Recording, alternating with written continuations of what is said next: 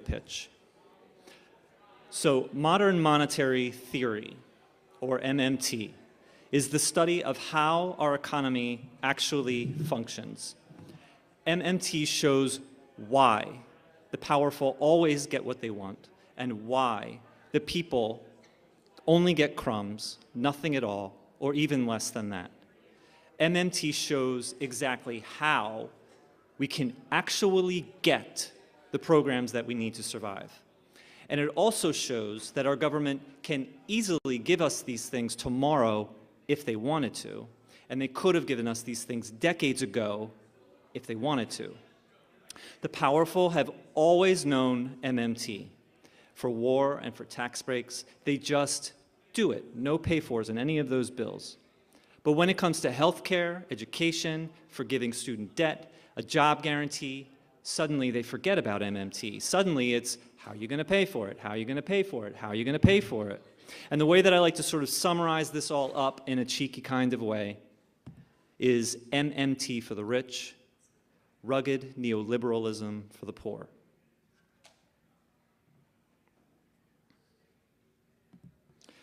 Okay, so we're going to do this in 5 chapters.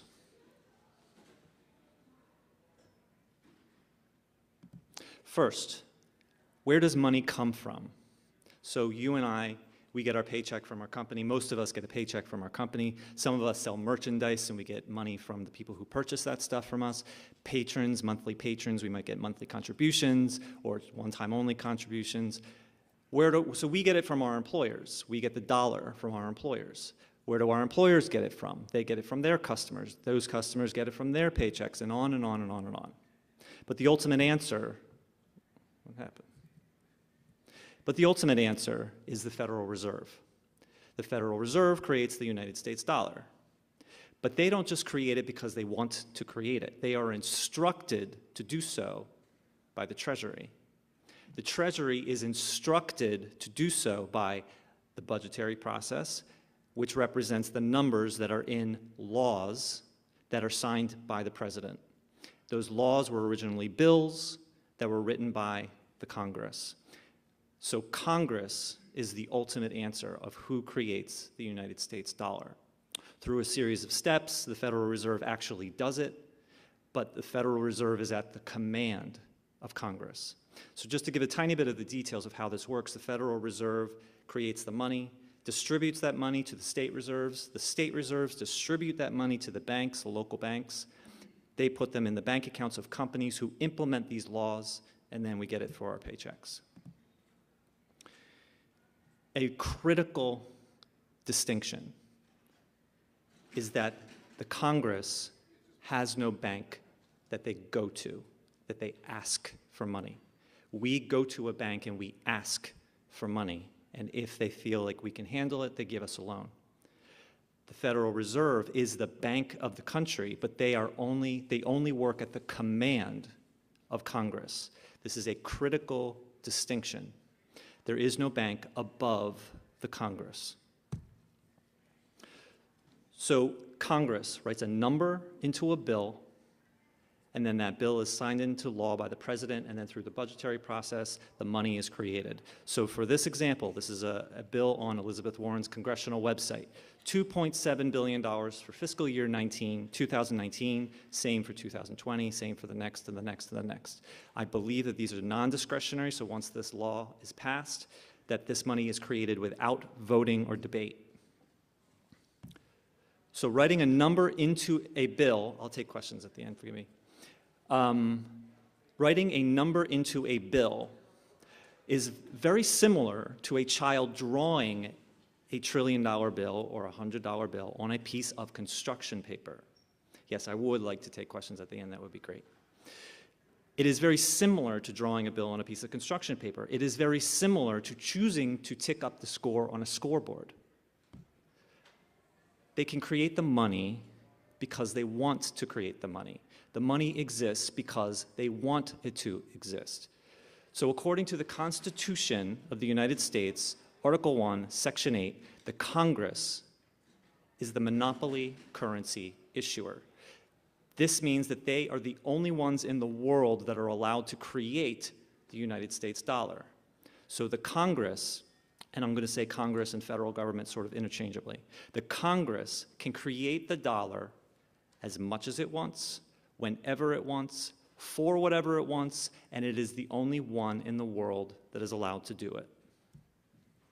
The Constitution, Article 1, Section 8. This is what declares that the Congress is the monopoly currency issuer, and also through a series of some Supreme Court cases further clarifies that they can create coins, bills, and electronic money.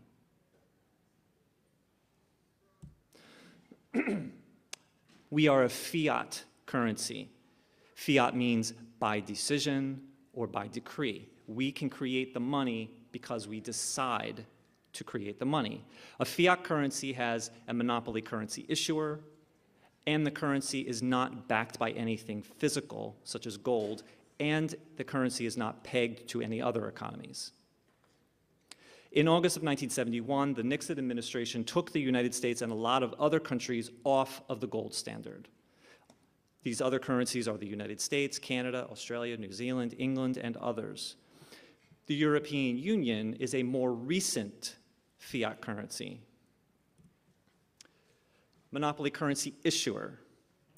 They create the money, the only one that's allowed to create the money. Everybody else and everything else is a currency user. So me and you and our families and our households and our companies, municipalities, which means states and cities, which means towns and cities, our states, and even other countries such as China and Russia. As far as the US dollar is concerned, we are all currency users.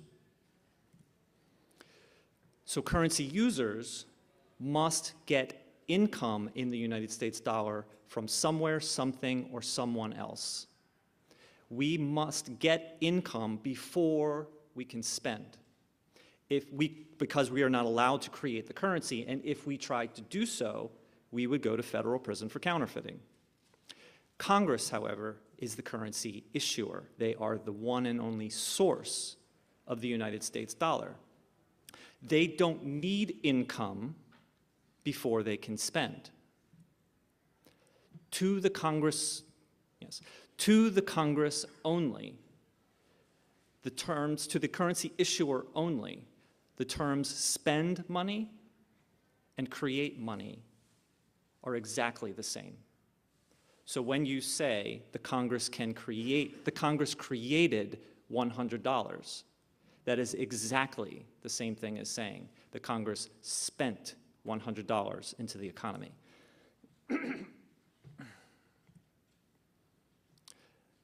So the Congress doesn't require income, which means that they don't need to borrow from anyone or anything.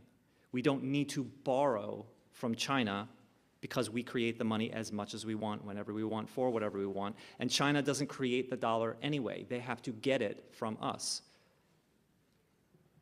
And again, there is no bank above the Congress. The federal government also does not need to get money from taxpayers because we don't create the currency. Taxpayers don't create the currency. We have to get it from the government. But even just hypothetically, even if we could get it from taxpayers or from China, there is no difference between saying Congress created $100 and spent it into the economy, or Congress created $50 and spent it into the economy, and then somehow collected income of $50 and then spent that also into the economy. There is no difference. There's no benefit in collecting anything. They can just create it without consequence. Well, without consequence was the wrong thing to say, but federal taxes do not fund federal spending. Federal spending funds federal taxes. So what do I mean by that? When the United States government was first formed, when the Constitution was just signed, but before the first dollar was created, it is not possible for the federal government to come to the people and say, you owe us $100 in taxes and it must be paid in the United States dollar, because then they turn to the government and they say, what's a United States dollar? You have never given me one, I have never seen one, so how can I possibly pay your taxes? The people must be given the dollar before they can pay taxes. So another way of saying this is, the people do not fund the government funds the people.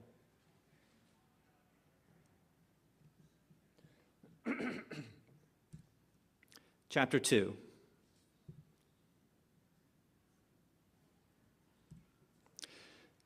The Pony for All Act of 2018.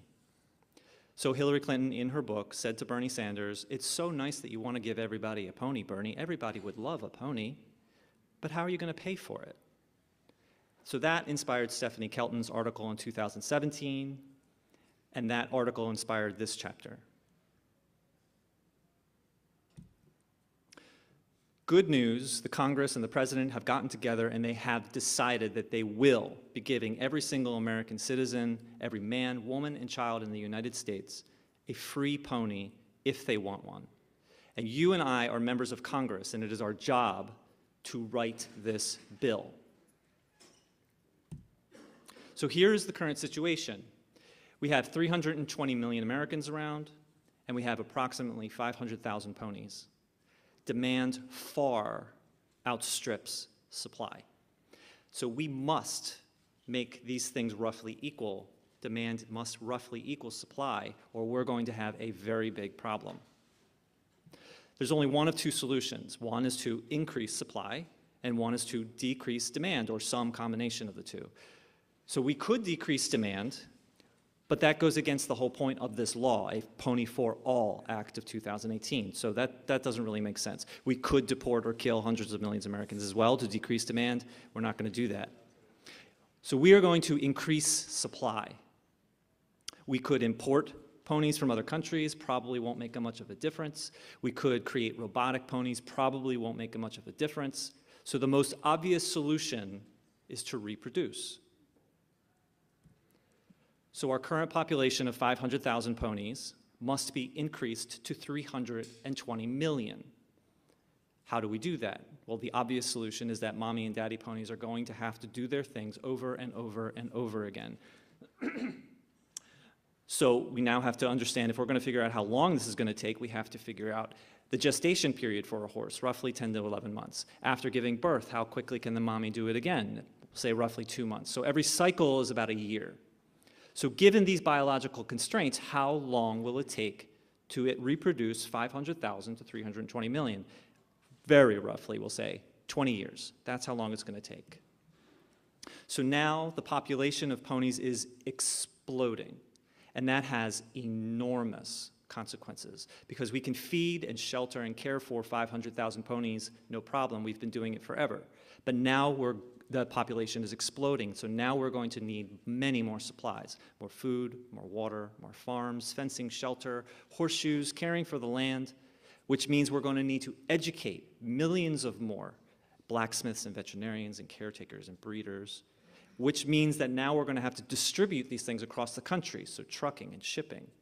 So a new industry is being created with lots of new jobs, which is a wonderful benefit, but that is not the important point. Now it's 20 years later, and the people are going to pick up their ponies. We have the best staff, best people. It's not going to be chaotic. It's going to be perfectly organized. That's not a problem. But the people don't know how to take care of ponies, so we have to train them. Their homes are not prepared to take care of ponies, so we have to prepare them. So all of the resources, no, all of the supplies and services that we just spoke about now have to be reproduced at a micro level all across the country. And finally, what do we do when they die? So this is the full life cycle. This is what it takes to create this bill. This is what it takes to give every single American a free pony. It genuinely could happen, as silly as it is. It genuinely could be done. This is our bill. However, let's say someone comes in and says 20 years is not acceptable, it's got to be done in 5 years, okay? So we write a law that says it must be done in 5 years. We threaten the people and we say if you don't do it in 5 years, you're going to have severe consequences. And we're also going to say, I know it's going to be hard, so we're going to throw $10 trillion at it. So what's going to happen? No amount of money or laws or threats can change biological processes. can't change the best gestation period of a horse doesn't change because you give them some money. No amount of money can change how fast all of these things are distributed around the country. No amount of money can change how fast we can educate millions of people to be veterinarians and blacksmiths and so on. And no amount of money can change how fast to prepare the people, training in their homes. This is the point. Nothing can make this happen quicker than 20 years. It is out of human control. To the federal government, the only thing that matters is real resources. To the federal government, money doesn't matter. When I say real resources, I mean raw materials, labor, technology, and time, because we can have those things, but we need time to make it happen, in this case, 20 years. So there's often an argument made against MMT, which we've heard a couple of times already today, that MMT says that we can spend, as much as we want without consequence, which I inaccurately said before. We can spend as much as we want without consequence. We can have everything we want, which of course is going to cause hyperinflation. Often this argument is done in bad faith. But if the Congress does not spend more money into the economy than our real resources can handle, our productive capacity, our capacity to produce more than that can handle, then there is no inflationary risk. In fact, in many cases, it is simply impossible to spend more money into the economy than our real resources can handle. And the problem is not worrying about inflation. That's not our real problem. Our problem is that we leave so many resources idle that could be benefiting the people. So much labor that is simply unemployed or unhappy, ready to do good work for the people, and we let them sit idle. That's the problem. And finally, we can tax back money to give the government extra space to spend more money. To the federal government, money doesn't matter. Only real resources matter. And if we can give everyone in the country a free pony, then why in the world can't we give Americans free health care and college? And why can't we forgive student debt when, directly speaking, there are almost zero real resources involved in doing so? Next chapter. Why do we collect federal taxes?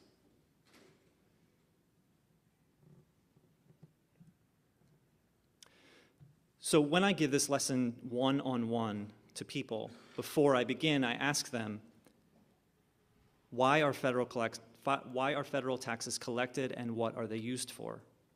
And the answer that they almost always give me is that they pay for things. They give us Social Security and Medicare and Medicaid. They pay for the military. They pay too much for the military. They pay for federal employees' salaries, FBI and Social Security employees and the politicians and the president.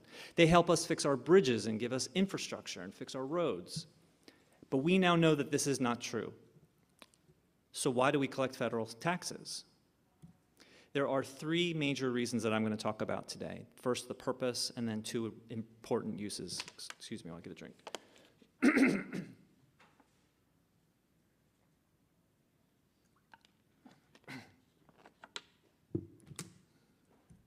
The purpose of collecting federal taxes is to drive the currency and drive the economy.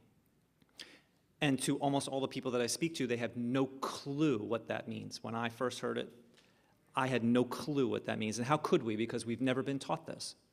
But before we go into what that means, I want to talk about the purpose of a government. The purpose of a government is to compel the people to use the real resources at its disposal for the benefit of society. And money, the US dollar, is the incentive that the government gives to the people for doing so. Money is a less violent form of coercion than a gun to the head or threats. So some of that money is taxed back, but the rest of it, the people get to do whatever they want with. There are no strings attached. It is an interest-free grant. So when Britain went into the countries that they tried to colonialize, how did they get those people to use the British pound? When the United States began, how did they get the people in the 13 colonies to use the dollar? And how they did it, because they were perfectly happy using the British pound at the time. And what they said to the people was, you will pay taxes, and you will pay them only in our currency. Because if you don't, you will face severe consequences. Penalties, confiscation, jail. Severe penalties for not paying federal taxes. That is what forces the people to care about the money.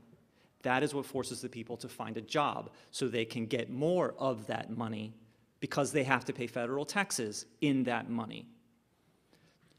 The federal government, however, only cares about its real resources and productive capacity. So I have heard a number of times the US dollar has value, people say, because people have faith in the US government. But what that is more accurately stated as is that the US dollar has value because people have faith that the US government will do something really severe if you don't pay your federal taxes with the US dollar. Critical use 1. So that is driving the currency and driving the economy. Now we're going to go into critical use 1, controlling demand. So at the end of the Depression through World War II, the United States only went off of the gold standard. In 1971, a whole bunch of countries did. During World War II, car manufacturers stopped making new cars, and they used all of their real resources, steel, rubber, plastic, paint, so on. Instead of making new cars, they made tanks and boats and planes and artillery. No new cars were produced during the war.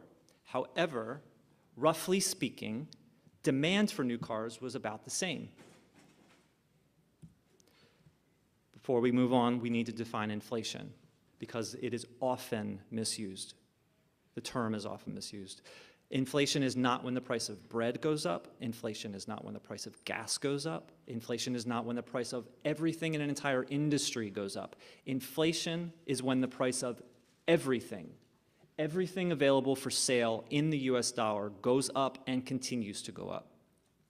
It is a macroeconomic phenomenon. Inflation is a big deal. So we had a lot of new people that wanted new cars, and we had no new cars to offer them. We must make these roughly equal, or we're going to have a big problem. The only two solutions are to either increase supply or decrease demand, or some combination of the two. In this situation, however, increasing supply is simply not an option. We have decided that fighting the war is the only thing that matters. So therefore, we must decrease demand. So how do we do that? We can compel the people, we can force them, or we can entice them to stop buying new cars. What are some examples of compelling them using a stick instead of a carrot? We could raise taxes, we could make new laws or regulations, and we can threaten them. That's not what happened. We used a carrot. We tried to entice them to stop buying new cars. What is more appealing than a new car? So people use their money for that instead. And during the war, the answer is patriotism. The government offered the people war bonds. They were marketed as support the troops, support the war effort, but as we now know, they didn't pay for anything. They didn't actually pay for things, even though it was very strongly implied that they do. So here's an example war bond or bond. 10 years, 3.25% annual interest. So if you purchased one of these war bonds in 1945 for $1,000, in 1955 it would mature and you would get back $1,377. War bonds removed the people's money from the economy and reduced demand for new cars, avoiding this big problem. So bonds are very similar to taxes. Both remove money from the economy. Bonds are voluntary, taxes are compulsory. Bonds have a specific length of time that the money leaves the economy. Taxes do not. They leave the money for taxes leaves the economy for infinite length. They never come back. And bonds offer a bonus of interest. But there is one crucial difference between bonds and taxes. Both bonds and taxes remove money from the economy. But when you pay $1,000 in your taxes, you write $1,000, your name, on a tax return, you mail it into the federal government. The federal government puts that tax return into a folder in a filing cabinet or a folder on a computer, and they go through your bank. They go through your bank into your bank account and lower your bank balance by $1,000.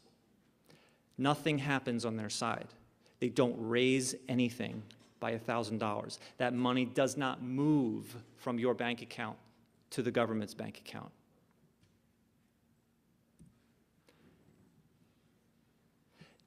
However, they have your tax return, and they know, they've notated on your tax return how much you've paid. They know how much you've paid and when you've paid it, but they don't have that money. It simply disappears from you. So when Congress writes a number into a bill and it's signed into law by the president and through the budgetary process, money is born. On the other side, the opposite side of that is when it is taxed back, it dies. And again, I want to emphasize we are only talking about federal level, not state, not local. So taxes are the opposite of money creation. And if you think about it, it has to have an opposite. Otherwise, we're going to accumulate infinite money and lose control very quickly. So taxing is like a child erasing that bill off of a piece of construction paper. It is like ticking down the score on a scoreboard to 0. The money disappears because we want it to disappear. Critical use number 2 for federal taxes. And it's called imposing moral decisions. Some of the following examples are more applicable to state and local. However, the concepts are exactly the same. So we could increase taxes to discourage behavior by making it more expensive. We could decrease taxes to encourage behavior by making it less expensive. Examples of increasing taxes to discourage behavior. We could discourage use of vices, alcohol, gambling, smoking, drugs. We could discourage activities that cause pollution and climate change by raising taxes on those activities. We could decide how much do we want to raise taxes? How much do we want to discourage it? Do we want to stop it, or do we want to just slow it down and raise it a little bit? We could also decrease taxes to encourage behavior. We could decrease taxes on gym memberships. We could decrease taxes on activities that prevent pollution and climate change, such as solar panels and electric cars. And there's one more example of discouraging behavior going back with raised taxes.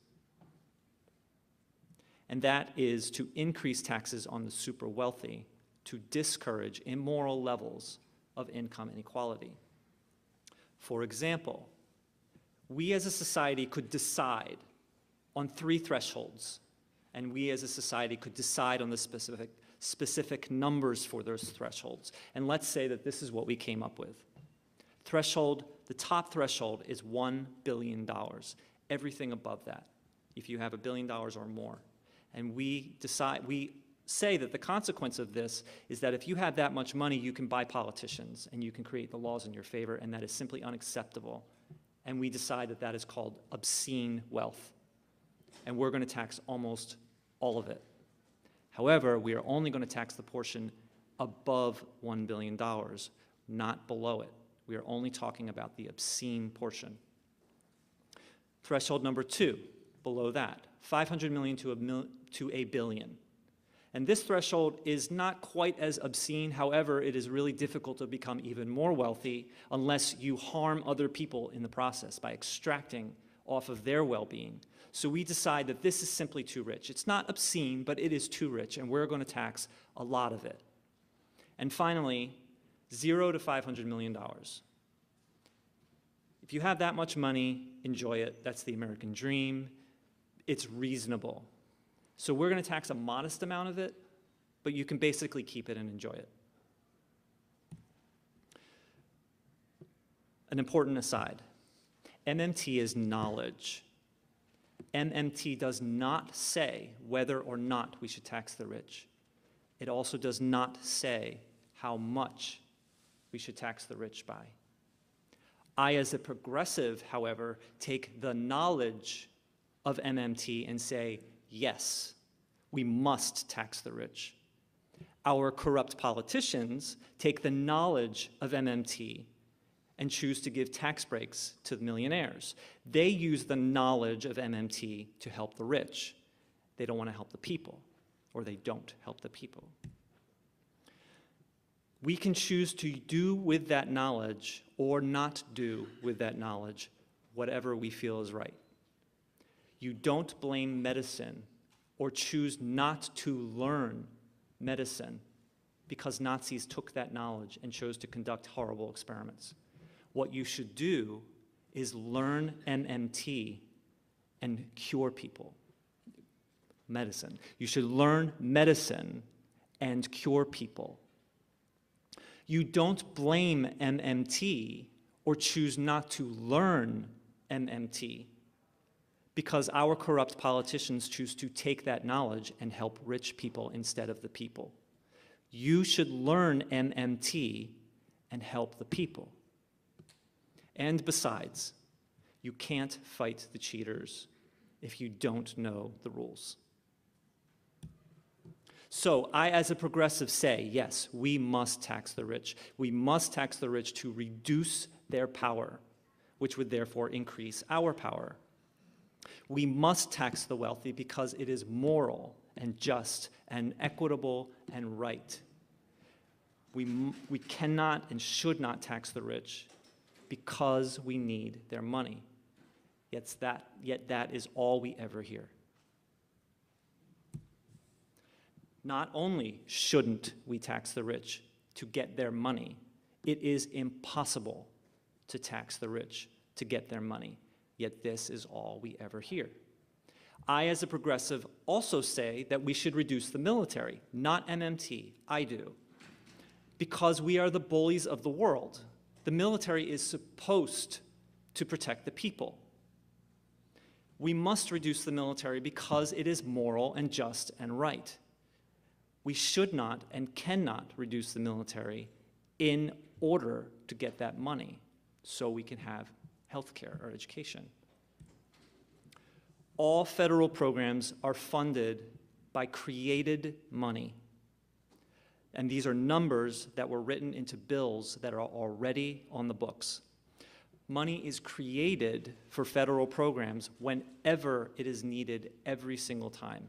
Whenever a Social Security benefit is paid out, the currency is created. Whenever Medicare benefits and all other benefits, federal benefits are paid out, currency is created. Whenever federal employees, their salaries are paid, currency is created. Same with military funding. Federal employees, examples, for FBI, military, judges, congressmen. Next chapter.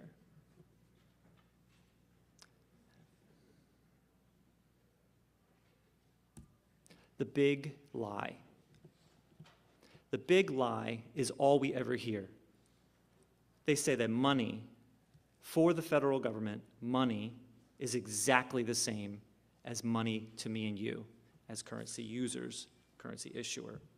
They say that the economy for currency issuers for the federal government is exactly the same as the economy for me and you. A budget for the federal government is exactly the same as a budget for me and you. This is the big lie. To say that these things are different between me and you compared to the federal government is an understatement. There is simply no comparison. Yet all we ever hear is that these things are exactly the same. And every other lie is based on this big lie. The national debt and borrowing. So you and I go to a bank and we ask for a loan. We say, can I please have $100? They analyze our history and they decide, sure, you can have $100. We are instantly in debt to the bank for $100 plus interest, 100% of that money. The bank will do whatever it takes to get that money back. There is no equivalent situation for the federal government. A reminder of the federal government's purpose. to compel, a government's purpose is to compel the people to use its real resources for the benefit of society. And money is the incentive that people get to do so. So when the Congress creates the currency, they are the source of the currency. What does it even mean to say that a currency issuer is in debt? What does it even mean to say that the currency issuer has borrowed money, needs to borrow money? Who does a currency issuer borrow their debt? Who does a currency issuer owe their debt to? Who do they borrow it from? No one else can create the United States dollar. There is no bank above the Congress. And to those who say we must pay back the debt, or our country is going to go bankrupt, our grandchildren are going to go bankrupt, to them, I want them to explain, I think they should be pushed to explain exactly how, logistically, step by step, how do you pay back that debt? How do you pay back the national debt, and to who? Our politicians, media, academia, and so-called experts constantly panic about this national debt that we must pay back. They talk about how it will bankrupt our nation and our future generations, and yet we never hear any protests or demands from this mythical bank that we supposedly owe this money to. So here's the technical definition of the national debt. The national debt is the total of all money that the Congress has spent into the economy since our country began that has not yet been taxed back. That's the technical definition, but here's the same thing in an easy-to-understand version. The national debt is the total amount of money of every American citizen's, every currency user's, investments, bank accounts, and wallets. The national debt is the American people's value. And if you truly wanted to pay down the national debt, if you truly wanted to get it down to zero, first of all, we could write a $21 trillion bill on a piece of construction paper. I don't know who we would give it to, but we could do that. But if we really wanted to get it down to zero, then by definition, that means we have to empty out every single American citizen's investments, bank accounts, and wallets. The big lie, balanced budget, surplus, and deficit for me and you is exactly the same as these things for the federal government. So for me and you, balanced budget, surplus, and deficit.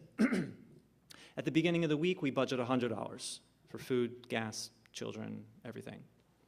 With a balanced budget, at the end of the week, we ended up spending $100, exactly what we budgeted. And we were fiscally responsible, and probably a little lucky. With a surplus, we budgeted $100 at the beginning of the week. At the end of the week, we spent $85. We have $15 left over. We can give ourselves a treat. We could treat our family. We were even more fiscally responsible, and probably a little more lucky. A deficit. You and I, we budget $100 at the beginning of the week. At the end of the week, unfortunately, we had to spend $120. We went over budget. We were fiscally irresponsible and probably had some bad luck. A deficit for me and you forces us to dip into our savings, use credit, take out a loan, call in favors, depend on charity, beg and steal. And now let's go into opposite world.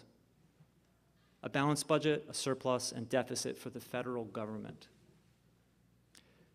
The federal government spends $100 into the economy so people do what benefits society. And with a balanced budget in April, they tax back $100, all of it. What do people have left in their pockets after they pay their taxes? They have nothing. They have no money to invest or spend or save or survive.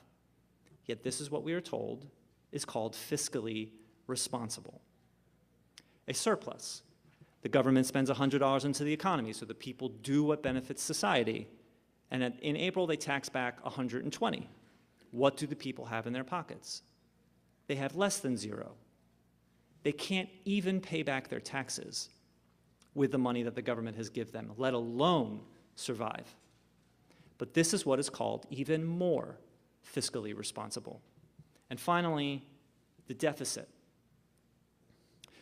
Government spends $100 into the economy, or $1 billion, whatever it is. Spends $100 into the economy, so that people do what benefits society. In April, they tax back 30. What do the people have in their pockets? They have $70 after paying their taxes. Now they can invest and save and spend and survive. And this is called fiscally irresponsible. The federal deficit is the people's income. It is the only thing that gives the people value. Yet this is the only thing that we are told is fiscally irresponsible. We are going to blow a hole in the deficit. And what they're saying is, it is irresponsible to give the American people value. The federal deficit is not just important, it is critical to the functioning of society. Without a deficit, people have no incentive to do what benefits society. The government might as well put a gun to their heads. And why would they spend $100 into the economy, given the purpose of a government, if they're just going to take it all back? Without a federal deficit, Americans are forced to dip into their savings, use credit, take out loans, depend on charity, beg and steal just to survive. And this puts pressure on states and cities who depend on that tax revenue from their citizens because they do need income. They are a currency user just like us. I would call the federal deficit our national income. I would call the national debt our national value or savings. Last chapter.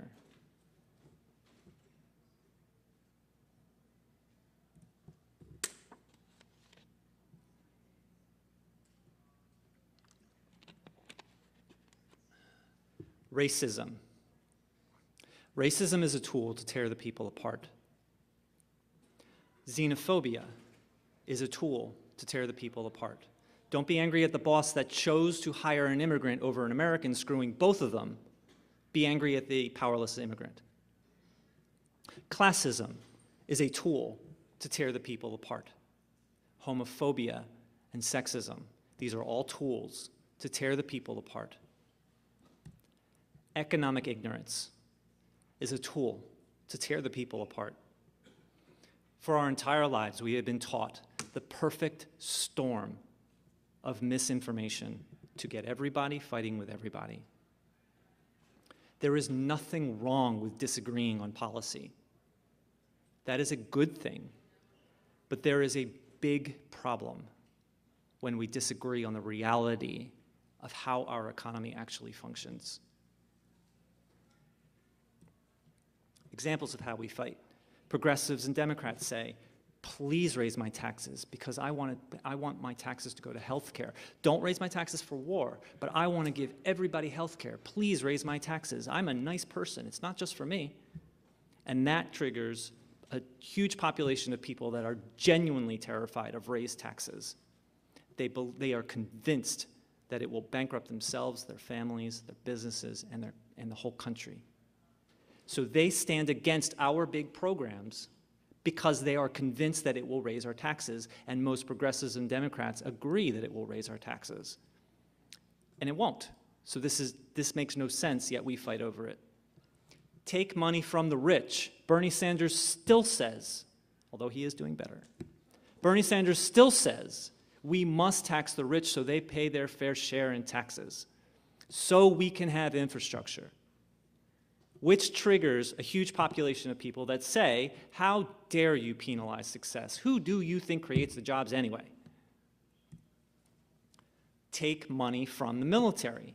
We must reduce the military. Just imagine what we could use that money for. And that triggers another population of people to say, how dare you jeopardize our national security, and how dare you jeopardize our troops? And none of this makes economic sense because we don't need to take money from the powerful. We don't need to raise taxes necessarily for these big programs. Most progressives, the Young Turks, for example, Bernie Sanders, what they do so well is they clearly articulate what is wrong. We don't have health care, and this is why that's so wrong. We don't have free education, and this is why that is so wrong. And on the other side, they clearly articulate how the world could be better if we had health care, and this is why. If we had education, and this is why. They help us envision the world that could and should be. But the one thing that most progressives and most Americans, I'm mixing things up. The one thing that most progressives get wrong is when we actually try to get these programs, the one critical step at the very end to actually make these things happen. Why don't we actually have any of these programs that we need to survive? These things that we have been talking about and preaching about for decades. The answer is that we spend most of our time arguing and debating over and analyzing these economically inaccurate things as if they are more important than the genuine benefits that these programs will provide to us, like survival. We incorrectly believe that these economically inaccurate things are a prerequisite to getting what we need. So our progressive leaders and the media, along with most progressives and most Americans, sabotage our actually getting these critical programs that we need to survive. So when we march onto Congress and demand single-payer health care, we demand it tomorrow. Our Congress member turns to us and says, "Oh, I wish I could give it to you. There is nothing more in the world that I want to do than give it to you. I know how much you want it and need it, how much it will alleviate your suffering, but I can't. I can't give it to you because of the debt and the deficit and fiscally responsible. How are you going to pay for it?" And almost all of us fall for this pay-for trap, and it is a trap and a trick. Our federal politicians ask us, how are you going to pay for it? And most of us go back to the drawing table and try and figure it out. We try, and we spend most of our time trying to figure it out, coming up with better numbers. And every time we do this, it just makes the people fight more. The truth is, they just don't want to give it to us because they're paid to not give it to us. They hide behind these economically inaccurate things to pretend that it's somehow out of their control.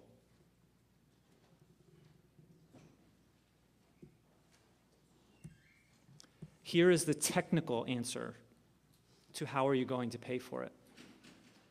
The answer is we are a fiat currency.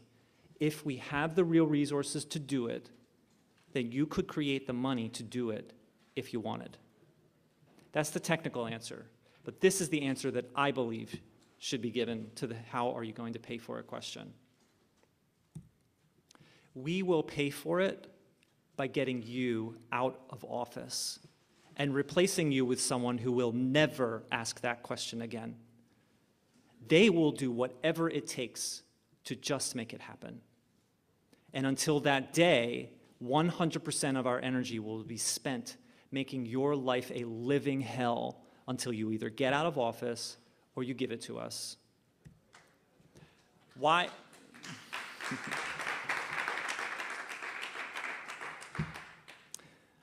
So why don't we have single-payer health care? Because it has nothing to do with health care. First, they want to profit off of us. They want to profit off of our sickness and our suffering and our death. But that's not the biggest thing. What's bigger than that is that it chains us to our jobs. And therefore, we can't stand up to our bosses because if we dared try, we risk health care for our whole family. But that's not the biggest thing. In my opinion, the biggest reason that we don't have single-payer health care is that it chains us to our jobs and makes it unaffordable to leave our job and run for office. Because if we did that, then we could get our corrupt politicians out of office and create a government that actually cares about the people, more than it cares about money and power and donations. That's why we don't have health care and free college and forgiven student debt and a federal job guarantee. Power. Power is relative.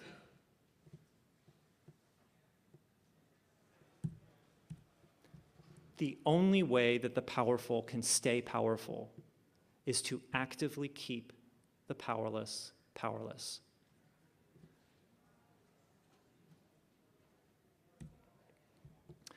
We don't need to fight the powerful.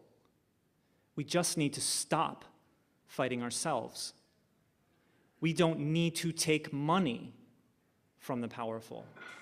We don't need to take power from the powerful. We just need to empower ourselves.